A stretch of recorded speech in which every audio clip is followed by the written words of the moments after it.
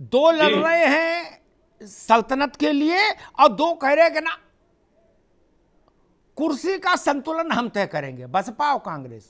यानी आप चुनाव बिल्कुल क्लियर हो गया, आप कहीं कोई भ्रम नहीं है। आनंद देखिए अमिताभ जी, अमिताभ जी, उत्तर प्रदेश के इस विधानसभा चुनाव में कई दल चुनाव लड़ रहे हैं। मैं कहना चाहता हूं कि समाजवादी पार्टी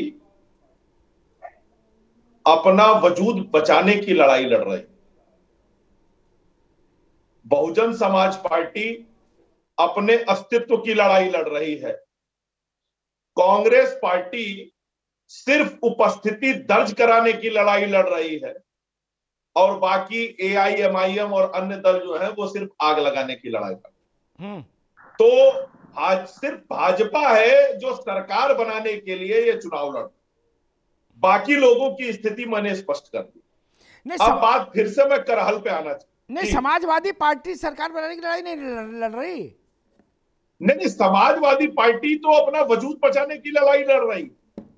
समाजवादी पार्टी वजूद बचाने की लड़ाई लड़ रही है कि किसी तरह से 10-5 विधायक आ जाएं तो हमारी उपस्थिति दर्ज रहे कि भैया हम भी एक पॉलिटिकल पार्टी है और हम जो है वो उत्तर प्रदेश में राजनीति करते हैं। ज्यादा ये बड़ा आशावाद है आनंद, ये बड़ा आशावाद है। इतना आशावाद डाइजेस्ट नहीं होता। आशावाद रखना चाहिए लेकिन ये थोड़ा ज्यादा हो गया।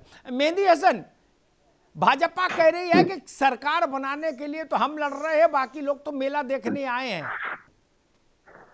अमौसी का मेला समझो और चाहे समझो माघी का। हमको थोड़ा मौका दे दीजिएगा बोलने के लिए। मैं पूरी बात एक ही बार में एक्सप्लेन कर। देखिए ऐसा है, भारतीय जनता पार्टी के लोग, मैंने कहा नहीं, झूठ बोलने वाले लोग हैं, बड़ा फर्जिश तरीके से झूठ बोलते हैं, बड़ा अच्छा झूठ बोलते हैं। हाँ बहुत जी, ठीक। अमिताभ जी, ये जो है मैंने पहले कहा था, ये भारतीय जनता पार्टी के लोग बड़ा फर्निश्ड और बड़ा अच्छा झूठ बोलते हैं, क्योंकि झूठ बोलने पर इनके रिसर्च होना चाहिए। ये सीखते कहां पर है? ये वही लोग हैं भारतीय जनता पार्टी के लोग, जब देश आजादी के लिए संघर्ष कर रहा था ये माफी मांग रहे थे, जासूसी कर रहे थे। इन लोगों से क्या अपेक्षा? ये लोग तो झूठ बोलेंगे ही। अब मैं अपनी बात पर आता हूं जी। देखिए, और 2012 में मुकदमे कौन वापस ले रहा था? आतंकवादियों के परिवार के साथ किसकी फोटो निकल रही है? आप मेरी बात सुन लीजिए। किसने आप मेरी 5 आतंकवादियों को अदालत से आप लोग धर्म जाति संप्रदाय के नाम पर लोगों को बांटने का काम करते हैं। मुझे 2017 का चुनाव याद है, आपने धर्म जाति संप्रदाय के नाम पर लोगों को बांटा। आतंकवादियों को पद्म भूषण दे देंगे। यह टिप्पणी हमारी नहीं थी, यह टिप्पणी तो इलाहाबाद हाईकोर्ट की थी। 2007 के आप लोग बोलने के बारे में किसने मुकदमा वापस लेने की बात की?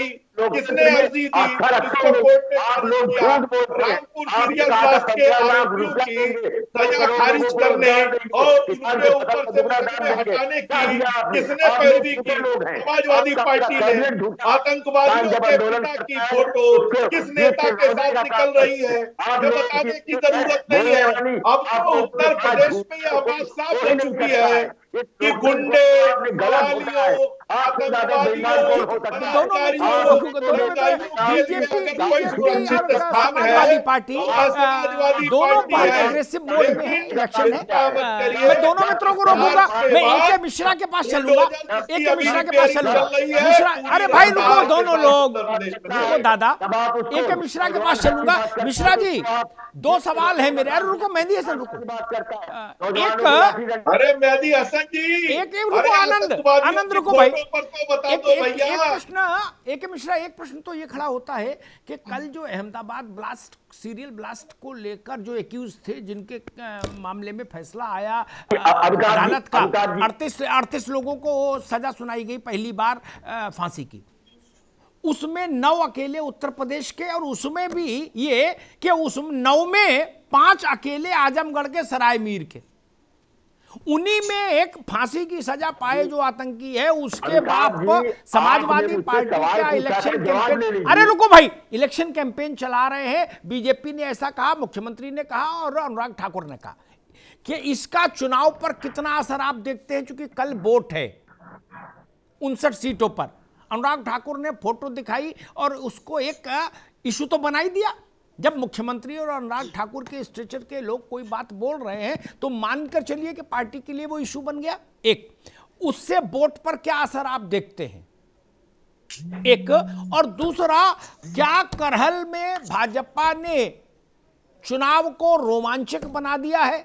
जैसा पहले माना जा रहा था कि एक तरफा चुनाव होगा, क्या वो अब चुनाव चुनौतीपूर्ण हो गया है समाजवादी पार्टी के लिए? मिश्रा जी देखिए, आपका जो पहला सवाल है, यूपी से जो इतने सारे लोग हैं जिनको ये सजा दी गई है, ये इतिहास का बड़ा दुर्भाग्य है सर। आप देखिए, पाकिस्तान का जब बंटवारा हुआ था ना, तो वह यहाँ पे भी एक ऐसी जमात थी जो इन सब चीजों का बड़ा फेवर कर रही थी। ये वाकई में हमारे लिए, देश के लिए दुर्भाग्य का बात है। और आजमगढ़ केवल यहीं पे नहीं, आजमगढ़ एक ऐसी खेती बन गई थी जहां अंडरवर्ल्ड, डॉन वगैरह, इन सब चीजों की, शार्प शूटर वगैरह, सारी की सारी जो बेसिक सप्लाई होती थी वो आजमगढ़ से होती थी।